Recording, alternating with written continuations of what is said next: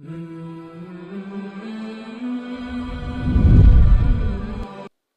اللہ الرحمن الرحیم۔ شروع کرتی ہوں اللہ تعالیٰ کے نام سے جو بڑا مہربان نہایت رحم والا ہے۔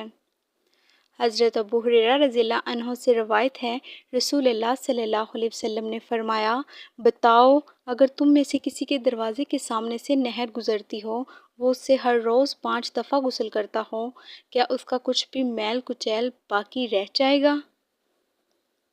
صحابہ نے کہا، کچھ بھی میل کچیل نہیں رہے گا۔ آپ صلی اللہ علیہ وسلم نے فرمایا، 5 نمازوں کی مثال بھی یہی ہے، اللہ تعالیٰ ان کے ساتھ غلطیاں مٹا دیتا ہے۔